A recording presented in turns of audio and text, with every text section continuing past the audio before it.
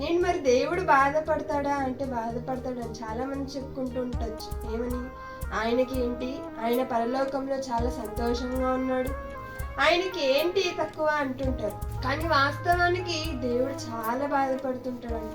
మరి ఆదాం గారు పాపం చేసిన వాటి నుండి ఆయన బాధపడుతూనే ఉన్నాడు.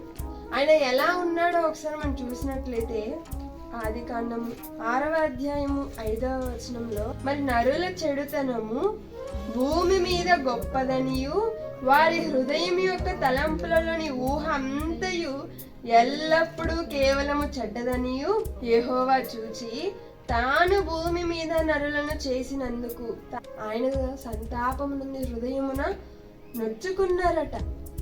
మరి నోవాహు గారి కాలంలో జనులు ఎలా ఉన్నారట అండి? తినొచ్చు త్రాగుచు ఉన్నారు. లేదు, ఇంకా ఈ కాలంలో ఇంకా ఎక్కువై తినొచ్చు త్రాగుచు ఆటలు పాటలు. వీరందరిని చూసి దేవుడు బాధపడడం లేదా? దేవుడు కూడా బాధపడుతున్నాడని